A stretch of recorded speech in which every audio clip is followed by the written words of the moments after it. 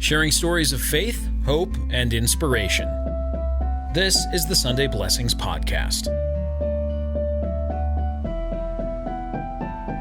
Welcome to our Sunday Blessings Podcast. I'm Jay Hildebrandt, and I'm here today with filmmaker T.C. Christensen.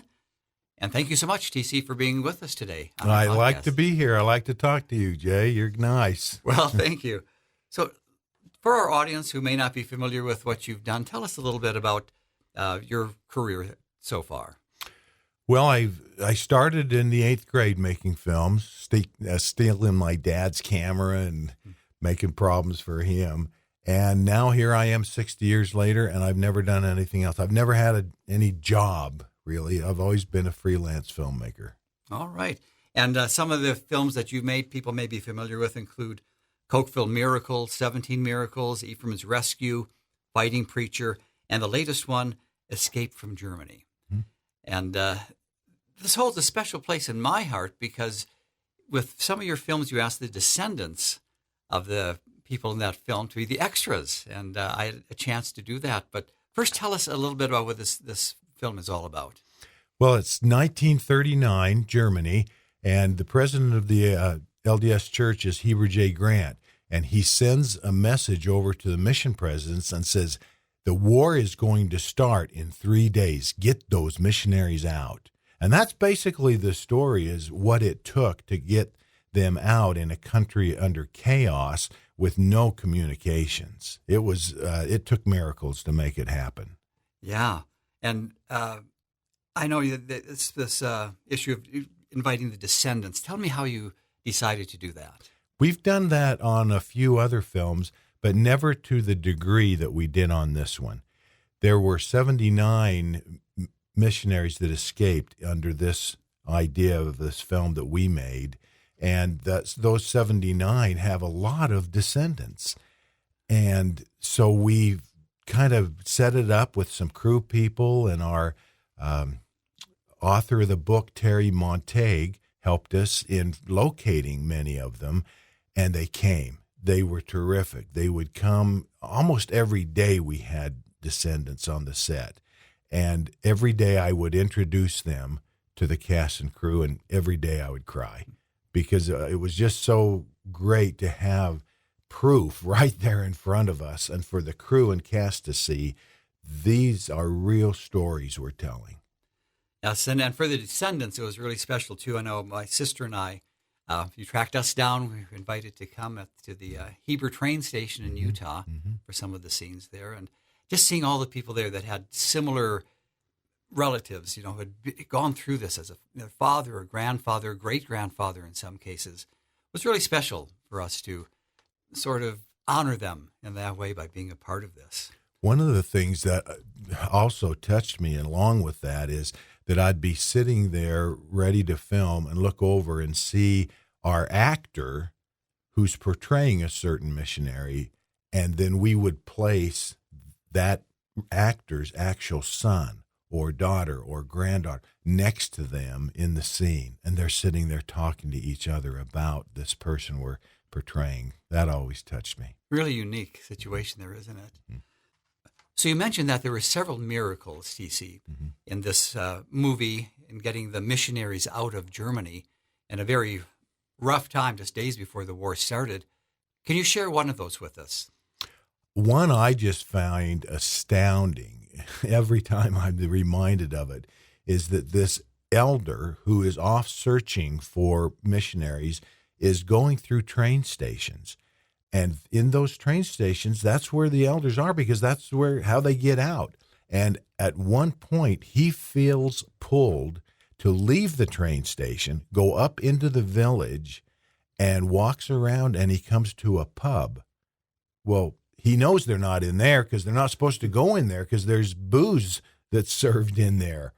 And he just can't get away from it. He keeps being pulled, and he walks in, and there's two stranded elders with no money, don't know what to do. For him to be so in tune to find them is just, the chances of that are astronomical. Yeah. And then in making the movie also, and you've made other movies that deal with miracles, but the miracles happen also not only in the subject of the movie, but in making the movie, some things that are more than coincidence. Can you share one or two of those with us? We did a scene with Irma Rosenhan. She was the last living survivor, 103 when I met her, and died before we could film her at 105. I wanted Irma's character to be in the film, but I had a problem with her character, which was I had a great beginning, a first act, and I had a great ending, but I didn't have a second act, and that's not enough to make you feel like you've gotten to know a character. And I couldn't find anything for the second act, so I made one up.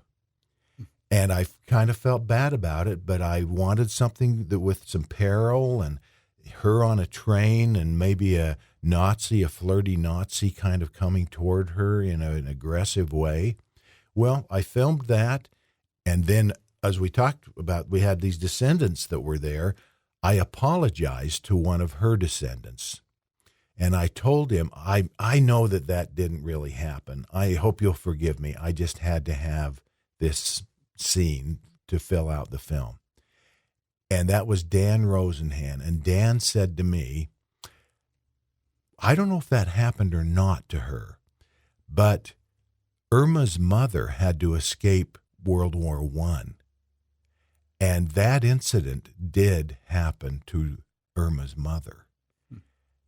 And he said, we just thought that you were using Irma's mother's story to tell Irma's story. We have no problem with it at all. That's pretty good. Yeah. That's something. So what would you say the message of the movie is that you want viewers to take away? Really, one of the main things I hope they take away, they come out of the theater and they think, that's a good film. That fat bald guy finally made a good film. I want to see it again. Because after all, it is entertainment. It's in a movie theater, and they have to pay to go to it. I hope that fits the bill and that they like it in that way. But beyond that, I think there are many messages and lessons that come out of it. There are lessons for missionaries now that I think they can look at it and see things that these missionaries did and think, hey, maybe I can be more that way. Mm-hmm. I think there's also life lessons kinds of things and looking at the way some people in society are treated and shouldn't be. You know, we deal with the way that the Jewish people were being treated, and in our society there's some incidences of that. I think there's all kinds of things that people can come away with. You mentioned missionaries learning lessons from this. What kind of lessons do you think that it would speak to modern day missionaries? Well, our hero, Norm Siebold, who is an Idaho boy, yes, born right here in Idaho Falls. I love to tell that. And Elder Siebold had two great qualities that I think any missionary could do well to know and learn. The first one is he was kind of well-read personality. He was able to decide he was going to do something and he was going to get it done. He didn't just let it pass by and say, oh, we'll do it next time. And the second thing, he was just amazingly spiritual. He had so many incidences like the one we previously were talking about where he just seems to be guided on what he should do. And who needs that more than a missionary? And he was an Idaho boy. He was born here, but I think he lived much of his life in Rupert, Idaho. That's right. Yeah. Mm-hmm. You know, TC, one of the things that impressed me as I watched Escape from Germany is the music. Talk a little bit about that music and music in general, how that really adds to a film. Boy, I'm a big believer in music, and if anything, I get criticized because maybe use too much music in a film, but I don't care. I love it. And it sets a mood and a tone that you just can't get in any other way. And for this film, I was listening to an album that a local composer had sent me several years ago, way before we were in the middle of this film. But I was thinking about this film, and as I listened to it, the first cue on the album, I just thought, this sounds like train music. It sounds like traveling music. It has this kind of a kind of sound to it. And that was Marshall McDonald's piece, the Master's Touch. That was Marshall McDonald's The Master's Hand, also supported with Stephen Sharp Nelson, who's one of the piano guys. And I contacted him, and he was so gracious and let us use that piece. We also hired Christian Davis to do a variation on Do What Is Right. Do What Is Right, if you've seen the film, has a very important place throughout the film. But we also support it with a variation that I think most people don't even pick up on, that's what it is, but I think it gets into their psyche.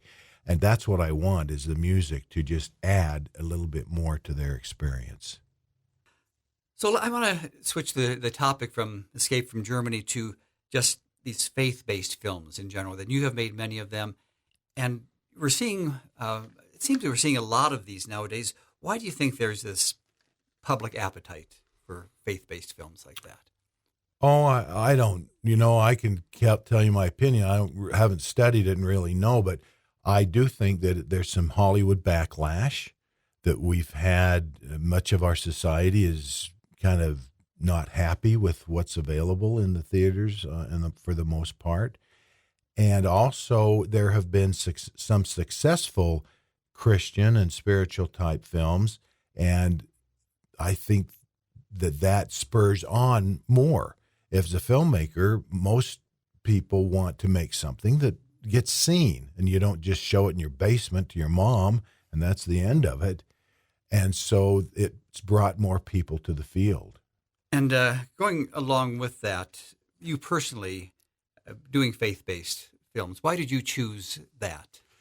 Well, my career really was not. I mean, I've made quite a few religious films and so forth, but my career was, I did IMAX films and commercials and everything that goes with it.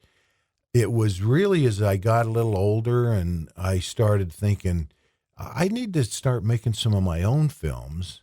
And I had decided early on in my life that, film is a powerful medium and it touches people, or it can, and can affect their life.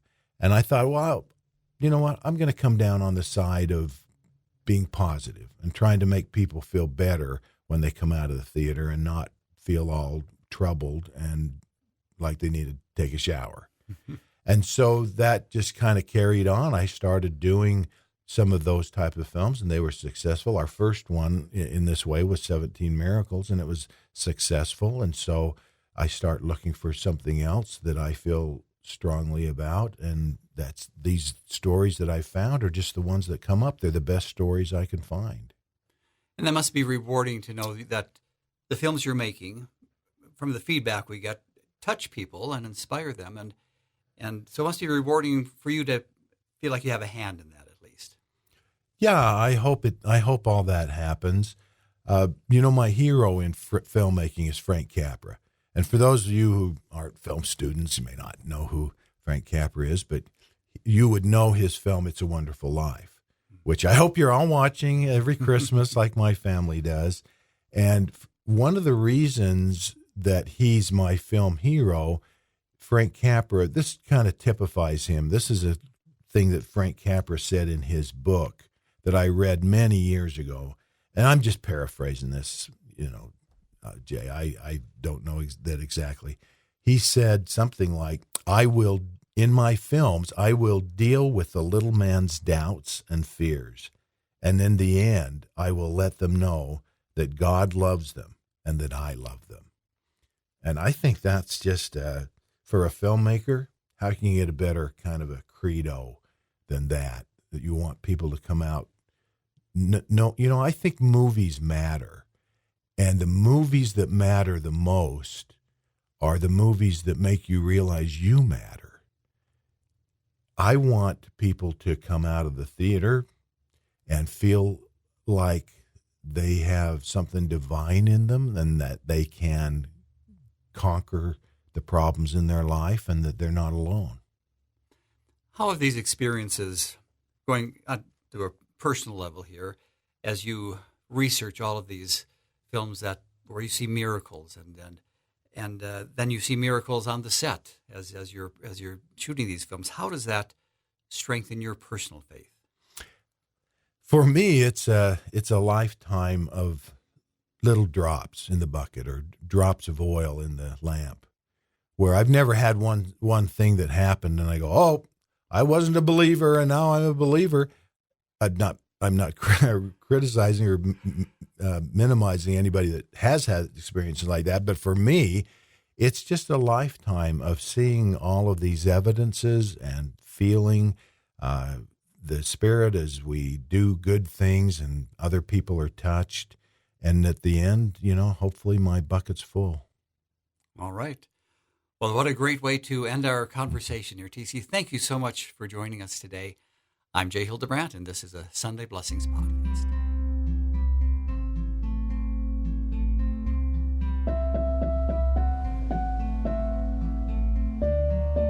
Thanks for listening to the Sunday Blessings podcast. If you enjoy the show, please share, subscribe, and rate the podcast. Sunday Blessings is hosted by Jay Hildebrandt and is a production of Riverbend Media Group. For more information or to contact the show, visit riverbendmediagroup.com.